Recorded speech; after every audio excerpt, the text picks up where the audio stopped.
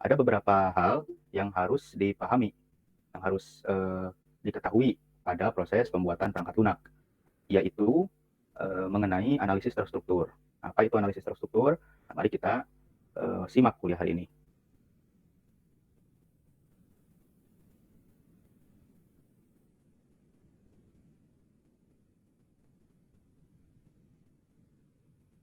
Apakah materinya sudah muncul? Udah kok. Oke. Nah, mengapa kita perlu analisis? Nah, pada analisis ini, beberapa manfaatnya adalah yang pertama menjabarkan kebutuhan user, yang kedua sebagai dasar untuk perancangan software, yang ketiga mendefinisikan semua kebutuhan user sesuai dengan lingkup kontrak yang disepakati kedua belah pihak. Selain itu, pada analisis ini, kita juga bisa mengetahui alur datanya.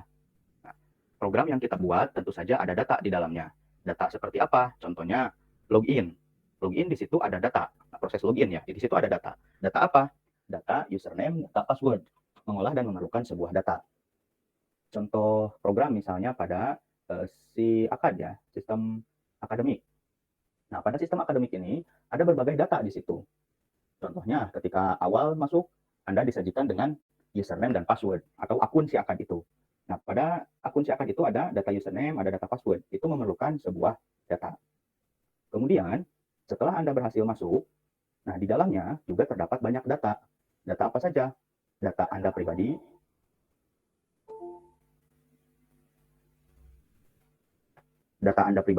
biodata, dimulai dari foto, kemudian nama, NPM, dan seterusnya yang ditampilkan di situ. Kemudian ada data mata kuliah yang pernah Anda ambil atau sedang Anda ambil. Ada lagi data nilainya dari mata kuliah yang sudah pernah diambil. Misalnya di semester sebelumnya ada mata kuliah pemrograman dasar, dapat nilai A. Ada lagi mata kuliah basis data, misalkan dapat nilai B, dan seterusnya. Kemudian ada lagi data IPK di situ. Ada lagi data keuangan, mungkin keterangan sudah menyelesaikan administrasi atau belum. Hingga nanti data karya tulis, data KP ya, laporan KP, kemudian skripsi, tugas akhir untuk S1 dan D3. Data-data Anda ada di situ semua. Nah, salah satu tujuan analisis adalah menggambarkan alur data itu. Jadi, datanya itu dari mana inputnya, kemudian melalui proses apa, setelah itu masuk ke database mana. Kalau misalkan memasukkan data, kalau kita merequest sebuah data, nah ketika Anda login ya, di situ ditampilkan identitas Anda, kemudian ada data mata kuliah, ada data nilai, ada data IPK. Nah, itu adalah data yang secara otomatis di request dan ditampilkan kepada Anda. Nah, pada analisis ini akan diperlihatkan bagaimana data tersebut di request, kemudian ditampilkan kepada Anda. Nah, itu. Contoh lain, misalkan pada login lagi. Ketika proses login, kita menginputkan username dan password ya. Nah, bagaimana dengan bermodalkan username dan password, kita bisa masuk ke sistem. Nah, pada analisis ini akan diperlihatkan username dan password diproses terlebih dahulu, kemudian dikirim ke database. Nanti hasil pengecekan dari database ada atau tidak. Kalau ada bagaimana, kalau tidak ada bagaimana. Nah, itu adalah tujuan analisis, yaitu menggambarkan diantaranya adalah alur data pada sebuah sistem. Sesederhana, kita melakukan request apa, kemudian apa yang akan ditampilkan dari request tersebut. Nah, untuk melakukan analisis ini, ada beberapa cara yang bisa kita lakukan. Yang pertama, ada pemodelan data. Kedua, ada pemodelan fungsional. Yang ketiga, pemodelan status atau kelakuan. Nah, yang akan kita bahas dua saja, yaitu data dan fungsional. Kalau data, ini analisis gambaran secara basis datanya. Relasi antara entitas atau relasi antar tabel-tabelnya. Bisa digambarkan dengan Entity Relationship Diagram, ERD, atau relational model, atau physical data model. Nah, yang kedua, mengenai pemodelan fungsional, ini digambarkannya dengan data flow diagram. Jadi secara fungsional bagaimana? Nah, yang ketiga, pemodelan status atau kelakuan, ini berdasarkan status-status atau behavior dari sistemnya. Seperti yang digambarkan kemarin pada use case diagram, misalnya ketika user menekan tombol ini, apa yang dilakukan oleh sistemnya. User menginputkan ini, apa yang ditampilkan oleh sistemnya, seperti itu. Nah, kita hari ini fokus ke data dan fungsional saja. Oke, mengenai pemodelan data, ini akan mendeskripsikan data yang terlibat. Jadi kalau fungsional, alur datanya. Kalau yang pemodelan data ini, data yang terlibatnya apa saja. Untuk menggambarkan pemodelan data ini, ada atau 3 bentuk. Oke, dimulai dulu ya.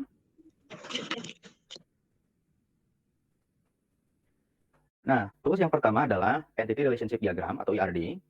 Kemudian ada Data Object Description. Dan terakhir adalah Data Dictionary. Oke, yang pertama ERD. Nah, ini tentu semuanya sudah familiar di basis data. Ini tidak akan saya jelaskan lebih lanjut lagi, karena semuanya saya yakin sudah bisa.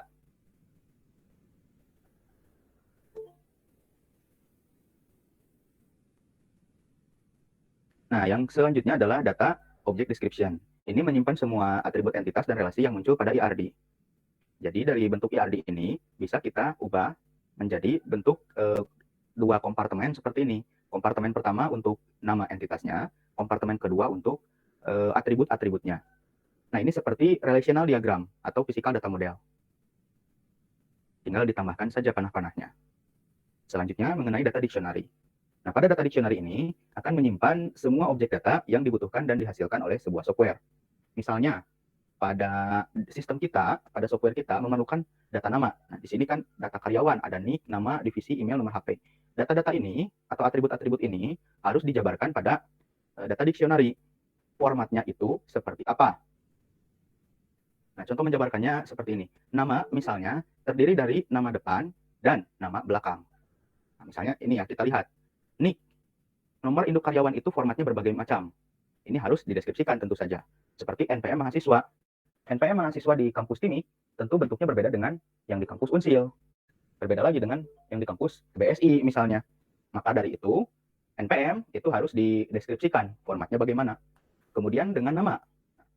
Nama manusia itu bermacam-macam. Ada yang satu nama, satu kata, maaf. Ada yang dua kata, ada yang tiga kata, ada yang lebih.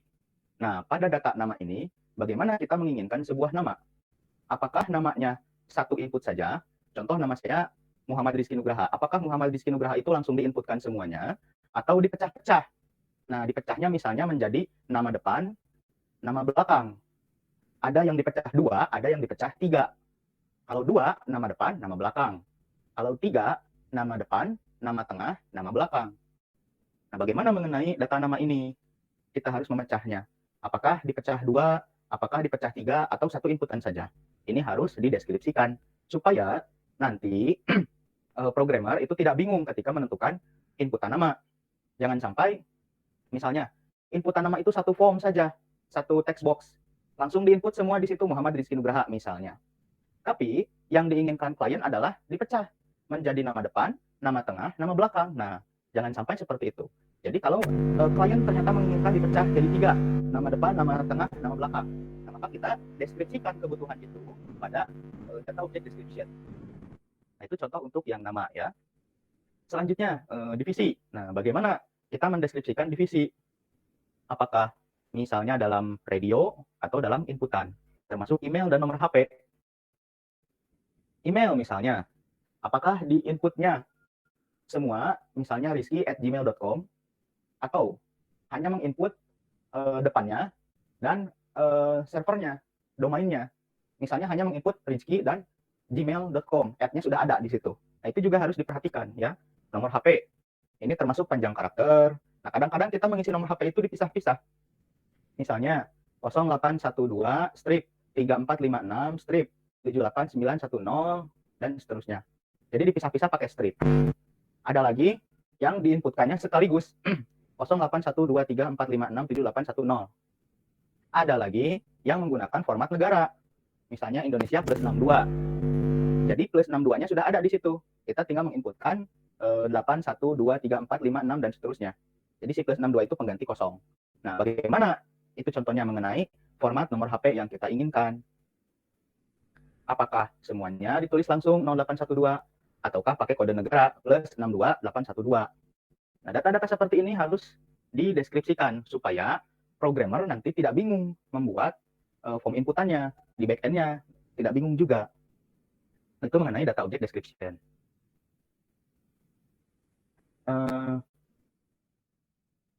Nah, saya lanjutkan. Maaf, mengenai data dictionary yang bukan data object description. Mengenai data dictionary, bagaimana objek data itu disimpan. Nah, selain daripada mendeskripsikan isi datanya, misalnya nama depan, nama belakang.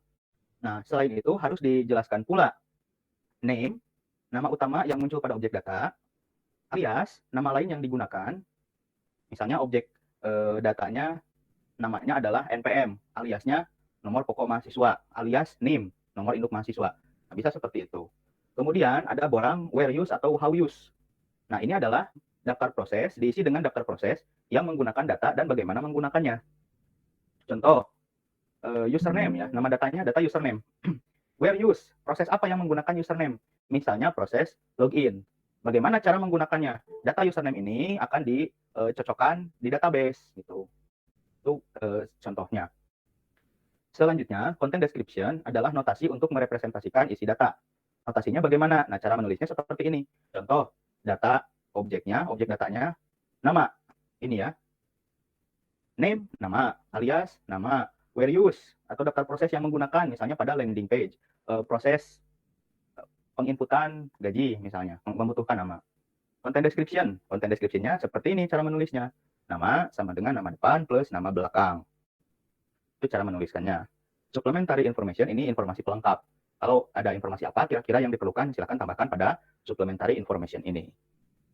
Nah, di sini ada jelaskan notasi untuk merepresentasikan isi data. Bagaimana cara menuliskan notasi-notasinya atau ada notasi apa saja. Nah, kita sudah mengenal di sini ada tanda plus.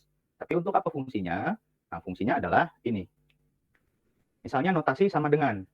Ini menandakan terdiri atas. Jadi, nama, objek data nama, ini, perhatikan kursor saya, terdiri atas nama depan dan nama belakang. Nah, tanda plus ini menandakan urutan, notasinya plus artinya dan. Nah, jadi kalau merujuk kepada notasi, maka objek data nama terdiri atas atau terdiri dari nama depan, ini harus diisi urutan pertama, dan nama belakang, ini diisi urutan kedua. Jadi tanda plus ini menandakan urutan juga, yang mana yang harus diinputkan pertama kali, atau diproses pertama kali, mana yang data yang diproses selanjutnya.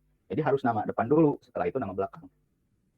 Kemudian, nah ada notasi seperti ini. Nah, garis ya, garis tegak lurus. Ini menandakan pilihan, artinya atau. Contohnya, jenis kelamin. Nah, ini terdiri dari perempuan atau laki-laki. Jadi ini berupa pilihan. Implementasi codingnya ini bisa dengan radio button, misalnya. Pilih ya, laki-laki atau perempuan. Atau drop down misalnya, yang pilih salah satu. Yang penting ini memilih perempuan atau laki-laki. Gitu. Karena ini notasinya notasi atau. Nah, contoh lain, contoh selanjutnya mengenai pengulangan. Nah, ditandai dengan kurung kurawal pangkat N. Nah, datanya di dalam kurung kurawal ini. Jadi data yang diperlukan misalnya harus diulang. Itu disimpan di sini keterangannya. Kemudian pangkat N. N ini menandakan pengulangan sebanyak N kali. Misalnya, kita mau menampilkan data IPK ya pada program kita secara berulang-ulang. Nah, maka di sini disimpannya adalah data IPK. Diulangnya berapa kali? Sebanyak N kali. 2 kali, 3 kali, 4 kali, dan seterusnya. Nah, itu mengenai pengulangan. Selanjutnya, untuk kurung buka kurung tutup biasa, ini adalah data opsional. Ini boleh dimasukkan, boleh tidak.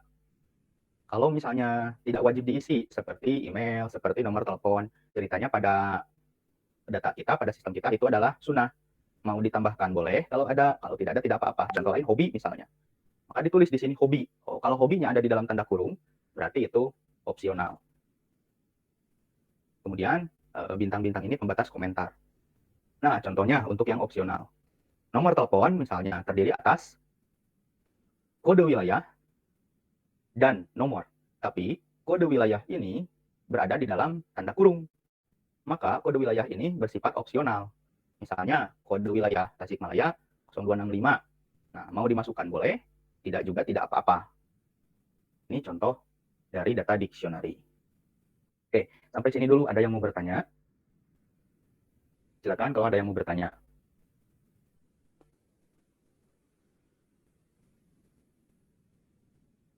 Tidak ada? Baiklah, kalau tidak ada, kita lanjutkan ke pemodelan fungsional. Nah, pada pemodelan fungsional ini, pertama dia mendeskripsikan seluruh fungsi yang terlibat di dalam software. Nah, bisa fungsi ya, bisa fitur. Toolsnya yang pertama adalah data flow diagram. Data flow diagram ini memiliki 2 fungsi. Yang pertama, menggambarkan bagaimana data tersebut ditransformasikan pada software atau alur datanya seperti apa. Yang kedua, menggambarkan fungsi-fungsi yang mentransformasikan data. Jadi fungsi-fungsi yang terlibat di dalam alur data tersebut. Kedua, proses specification, berisi deskripsi dari setiap fungsi yang muncul pada DFD. Nah, sebelum kita melihat apa itu DFD, kita lihat dulu konteks diagram. Ada sebuah diagram namanya konteks diagram. Jadi diagram ini merepresentasikan sistem secara keseluruhan terhadap lingkungan sekitarnya. Misalnya, ini adalah sistem informasi kantor. Jadi yang lingkaran ini merepresentasikan sistem atau fungsi. Dan nama sistemnya adalah sistem informasi kantor. Nah, kemudian di sini ada kotak, tulisannya keuangan. Yang kotak ini menggambarkan entitas. Entitas keuangan ini, ya kalau di nyatanya berarti pihak keuangan atau divisi keuangan. Pihak keuangan ini melakukan request pada sistem informasi kantor. Apa yang dia request? Misalnya dia minta rekap gaji karyawan. Nah, melakukan request ke sini. Nah, sistem ini melakukan apa? Sistemnya memberikan result. Hasil request-nya seperti apa ke keuangan. Hanya pada konteks diagram ini tidak dijelaskan result-nya berupa apa. Apakah berupa tabel, berupa dokumen cetak, berupa grafik, itu tidak perlu dijelaskan. Keuangan juga di sini, entitas di sini juga melakukan request-nya tidak perlu dijelaskan. Misalnya request data gaji, request data kasbon, request data lembur, request bonus. Yang seperti itu, detailnya seperti apa itu tidak perlu dijelaskan di sini. Jadi cukup menggambarkan ada request, kemudian sistem memberikan result. Nah, konteks diagram ini bentuknya pasti seperti ini, tidak banyak. Nah, mohon ini diperhatikan, nanti Anda membuat konteks diagram bentuknya seperti ini. Jangan sok tahu, cari ke Google misalnya, dan itu salah. Nah, banyak yang seperti itu, beberapa tahun yang lalu, tahun kemarinnya juga. Jadi kalau disuruh membuat diagram, membuat grafik, coba lihat di modul yang diberikan oleh dosen, contohnya seperti apa. Nah, saya harap tahun ini tidak ada yang salah ya. Jadi kalau konteks diagram bentuknya seperti ini, tidak yang lain-lain. Cuma satu, sistem secara keseluruhan, nanti ada entitas mengirimkan request, kemudian memberikan result. Ini sistem dan entitasnya bisa bermacam-macam. Contohnya, sistem kasir lah. Nanti di sini kasir melakukan request, sistem memberikan result. Nah, ini bentuknya hanya seperti ini saja, tidak ada yang lain-lain. Paham ya? Ini tidak ada yang lain-lain, bentuknya hanya seperti ini saja. Untuk konteks diagram. Dicatat untuk konteks diagram, sekali lagi. Bentuknya tidak ada yang lain-lain, hanya seperti ini saja. Mohon Anda jangan cari-cari yang lain lagi. Kalau menemukan sumber yang lebih relevan, silahkan disampaikan kepada saya. Pak, saya melihat referensi di jurnal apa atau di buku apa, bentuk konteks diagram itu berbeda. Seperti ini, tidak seperti yang Bapak jelaskan. Nah, silahkan sampaikan ketika kuliah atau di grupnya. Jadi tidak langsung di laporan. Tidak seperti itu. Nah, saya harap tahun sekarang tidak ada yang salah lagi. Sekali lagi, kalau tidak paham, mohon ditanyakan. Pak, saya tidak paham fungsinya diagram ini. Saya tidak paham membuat diagram ini seperti apa. Tolong ditanyakan. Jangan diam atau tidak mau bertanya, kemudian Anda mencari info di luar dan mendapatkan informasi yang salah. Kemudian ketika nanti presentasi, salah. Jangan seperti itu. Anda punya referensi, jurnal, buku, Anda punya dosen, silahkan cari informasinya dari situ. Jangan cari informasi mentah-mentah dari internet. Mending kalau dapat informasinya itu dari jurnal atau dari buku. Ini mungkin dapat informasinya dari blog abal-abal, dari wordpress.com, blogspot.com, yang dia sendiri belum tentu benar. Nah, mohon itu dicatat ya, karena kejadiannya tidak sekali dua kali, tapi berulang-ulang. Oke, maaf. Nah, lanjutkan. Dari diagram konteks tadi, itu menggambarkan secara umum kan, secara keseluruhannya. Pokoknya ada sistem, kita melakukan request, sistemnya memberikan respons. Nah, bagaimana kalau kita ingin tahu secara detail, yaitu dengan data flow diagram. Nah, sebelum saya lanjutkan, ini konsep dari data flow diagram. Data flow diagram ini terdiri dari beberapa level. Levelnya itu menandakan tingkat rincinya. Jadi ada gambar, beberapa gambar, nah gambarnya itu bisa beberapa level. Levelnya itu dimulai dari level 0 atau level tertinggi. Jadi pada level 0 ini adalah level tertinggi dan menggambarkannya paling umum. Misalnya, sebuah sistem itu bisa login, bisa logout. Kita bicara contoh kasus Gojek ya. Gojek. Bisa login, masuk akun kita kan. Logout, keluar dari akun bisa itunya. Siapa lagi? Pesan kendaraan, mobil motor, pesan makanan, pesan belanjaan, pesan obat, pesan pengiriman, kurir, mobil truk, dan lain seterusnya. Nah, itu diceritakannya di level 0, level tertinggi. Jadi, fungsional aplikasi secara keseluruhan. Nah, diturunkan lagi ke level 1. Level 1 adalah penjabaran dari salah satu proses di level 0. Contohnya, pada level 0 di sistem Gojek, itu ada pemesanan makanan. Maka pada level 1, pemesanan makanan itu dibuat lebih detail lagi. Bagaimana pembuatan lebih detailnya lagi? Misalnya, menginputkan data resto, nanti ada result resto keluar. Kemudian bisa memilih resto, bisa memilih makanan atau itemnya, bisa menginputkan jumlah pesanan, bisa menginputkan request, kemudian melakukan pesanan, kemudian ada input diskon dan lain-lain. Nah, itu penjabaran dari level 0, yaitu pada proses pemesanan makanan. Nah, nanti ada level 2, level 3, dan seterusnya, itu penjabaran dari setiap prosesnya. Semakin rendah levelnya, itu semakin rinci fungsinya. Nah, sebelum lihat, ini ada notasinya dulu. Ini harus diingat-ingat. Yang kotak, ini menandakan entitas yang terlibat dengan proses. Panah, ini menandakan data objek. Kemudian yang lingkaran, ini proses. Nah, yang bentuknya seperti ini adalah data store atau basis data. Nah, kemudian setiap proses ini harus diberikan nomor. Misalnya 1, 2, 3, ini setiap prosesnya. Pemberian nomornya bebas. Mau dari mana saja, tidak harus berurutan. Yang jelas, setiap proses ini harus diberikan nomor. Nah, mari kita lihat dulu contohnya. Misalnya, ini adalah data flow diagram untuk sistem informasi kantor. Ceritanya, pada sistem informasi kantor ini ada 3 proses, yaitu login, logout, dan bisa menghitung gaji. Ceritanya, siapa yang mengaksesnya? Contohnya di sini bagian keuangan. Bagian keuangan ini bisa apa? Nah, perhatikan. Dari setiap proses ini tidak ada panah yang berinteraksi. Dari login tidak ada panah ke hitung gaji secara langsung. Dari hitung gaji tidak ada panah ke logout secara langsung. Semuanya melalui entitas. Nah, prosesnya ada 3. Ada login, ada logout, ada hitung gaji. Kemudian, database-nya ada 2. Ada database user, ada database keuangan. Nah, kita lihat panah-panah di sini memiliki nama-nama yang berbeda. Nah, panah-panah ini menandakan data yang alur dari datanya. Misalnya, dari bagian keuangan mengirimkan data ID karyawan ke hitung gaji. Kita lihat panahnya itu dari keuangan ke hitung gaji. Proses ini, data flow diagram ini, tidak menceritakan alur penggunaan program. Misalnya, bagian keuangan harus login, setelah login hitung gaji, setelah hitung gaji logout. Tidak menceritakan seperti itu. Mohon digarisbawahi, tidak menceritakan alur penggunaan proses. Maaf, alur penggunaan program. Syaratnya harus login dulu, setelah login bisa ini, bisa ini. Tidak menceritakan alur penggunaan program. DFD ini hanya menceritakan alur datanya. Data dari mana masuk ke proses mana, dari proses masuk ke database, dari proses kembali ke entitas, hanya menceritakan itu saja.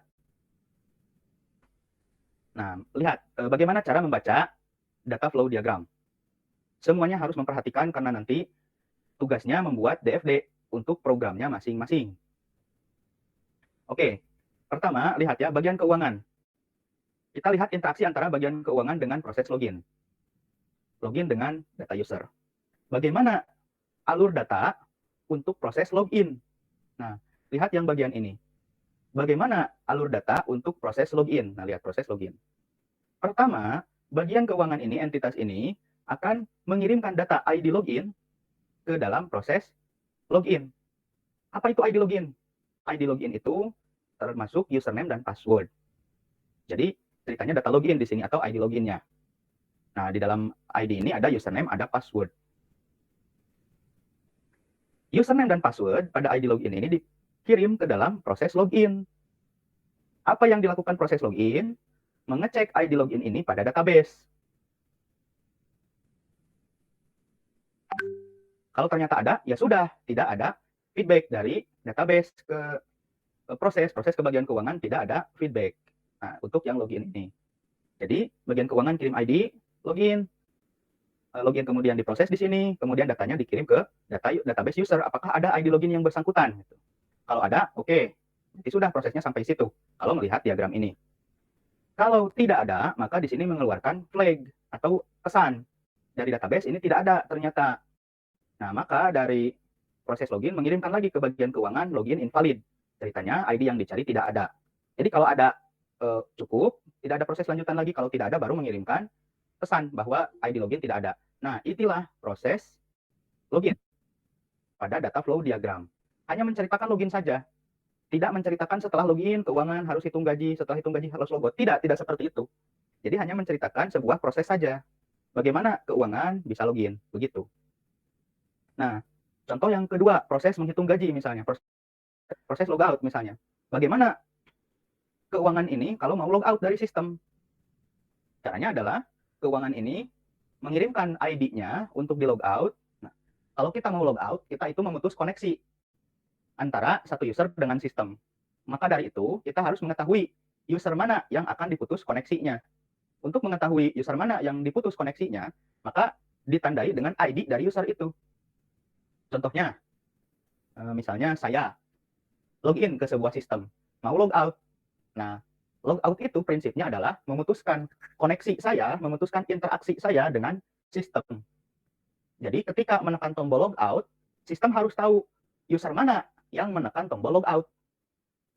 Misalnya user Rizky. Nah, Rizky itu supaya tidak tertukar dengan Rizky yang lain, maka ditandai dengan ID atau nomor induk atau primary key-nya. Nah, maka dari itu, pada data flow diagram, yang dikirim ke dalam proses logout adalah primary key-nya dari bagian keuangan ini.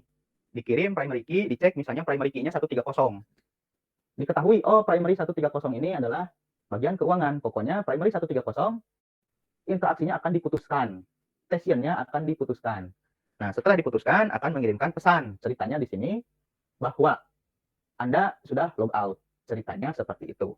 Ada data yang dikirimkan dari pesan berupa alert. Nah, bagaimana yang ketiga, misalnya proses hitung gaji. Bagaimana interaksi antara entitas bagian keuangan dengan proses penghitungan gaji? Pertama, bagian keuangan akan mengirimkan ID karyawan, misalnya. ID karyawan siapa? ID karyawan yang akan dihitung gajinya. Kemudian nanti setelah diproses gajinya, akan dicatat data gaji tersebut di database atau di tabel keuangan, lebih spesifik lagi. Setelah diproses pada database keuangan, pada tabel keuangan, proses hitung gaji ini akan mengirimkan data berupa slip gaji kepada bagian keuangan. Nah, jadi jelas di sini ada request, ada response.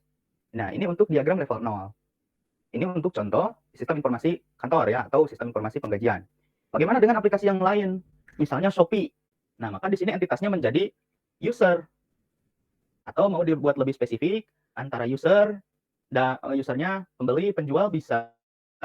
Nah, kemudian bagaimana proses-prosesnya?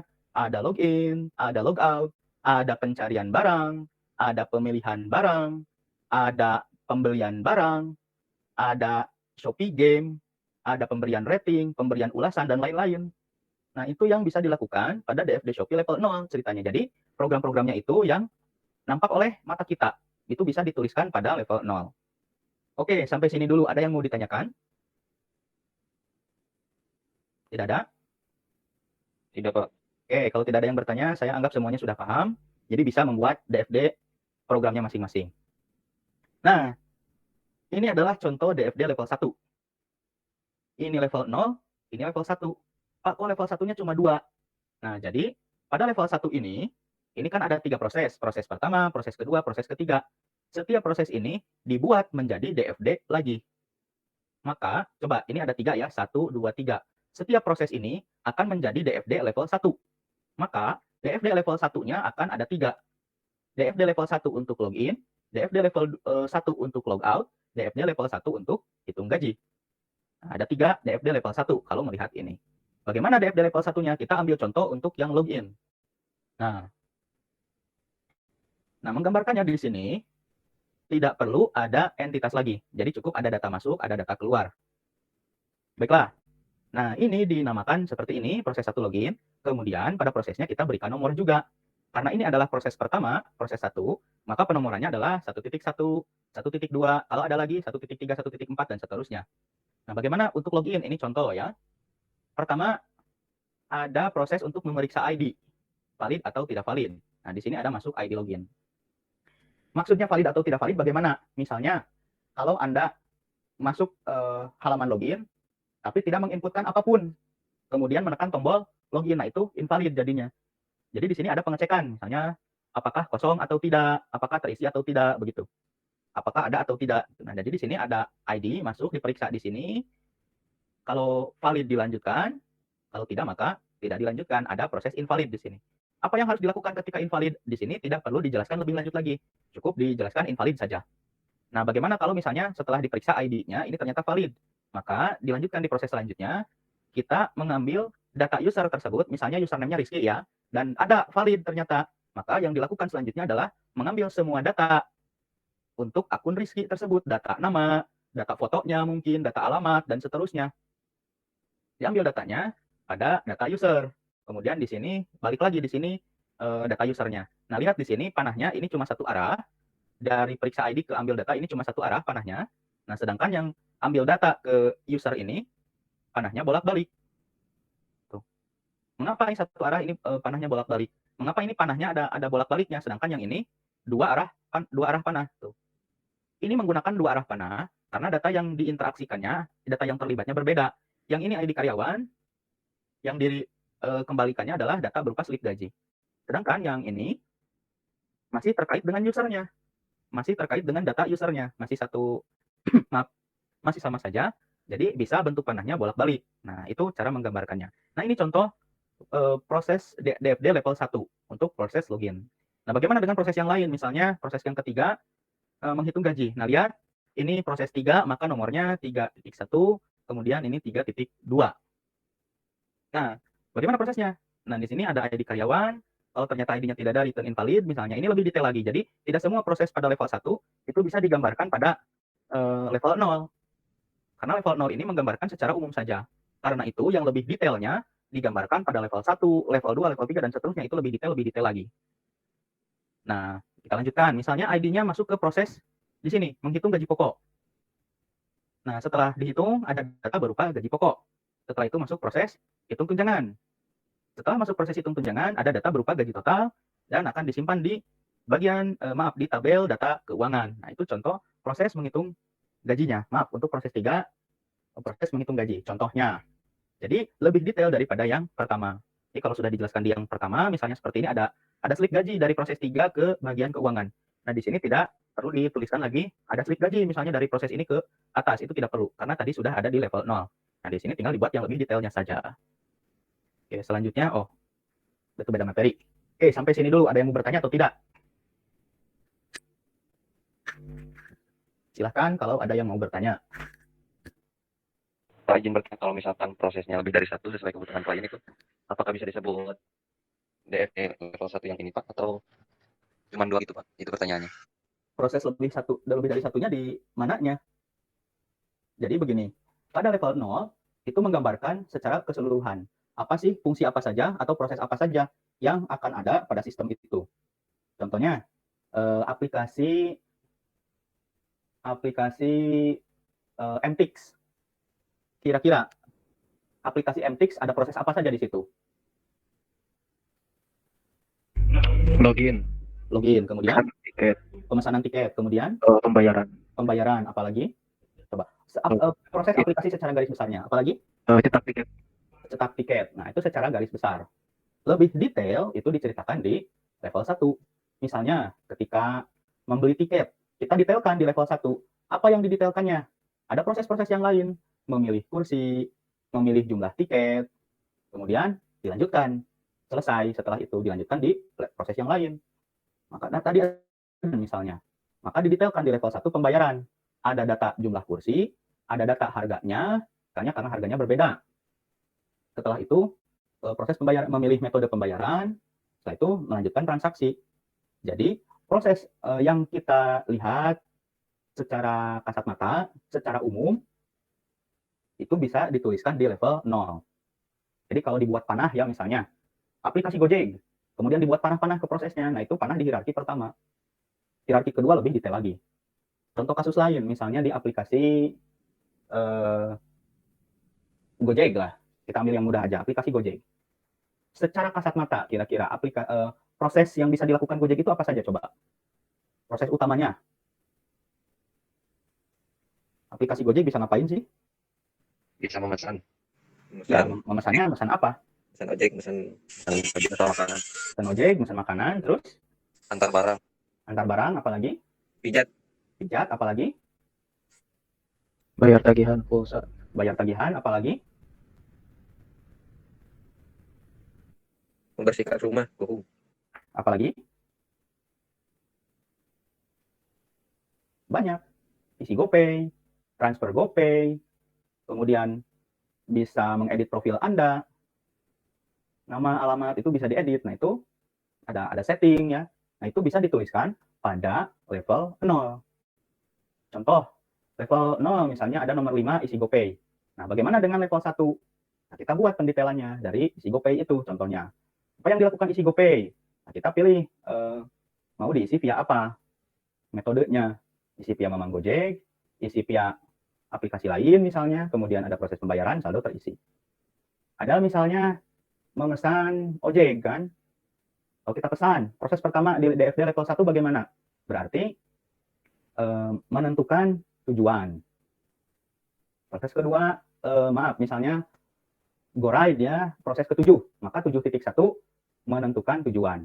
7.2 menentukan titik jemput. 7.3 memilih kendaraan, mau mobil, mau motor. Kalau misalnya mobil, mobilnya untuk berapa orang kan? Setelah itu sudah nanti proses akan sistem akan mencarikan driver yang sesuai. Setelah mencarikan driver yang sesuai, proses selesai. Sudah seperti itu, tidak ada yang lain-lain lagi. Contoh lain misalnya pemesanan makanan. Misalnya nomor 3 ya, pemesanan makanan. 3.1 menginputkan data. Bisa data resto, bisa data makanannya. Kemudian 3.2 sistem akan memberikan feedback berupa data nama resto atau data nama makanan. Nah, kemudian pada proses selanjutnya akan ada data makanannya yang dipilih. Kemudian ada data jumlahnya, data keterangannya, misalnya seperti level, seperti opsi topping, dan lain-lain. Setelah itu sistem akan mencarikan, akan ada data pembayaran. Pada data pembayaran, setelah oke, nanti mencarikan driver. Setelah itu selesai.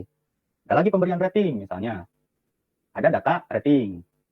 Ada data ulasan, misalnya ketepatan waktu, ramah, kesesuaian pemesanan, dan lain-lain.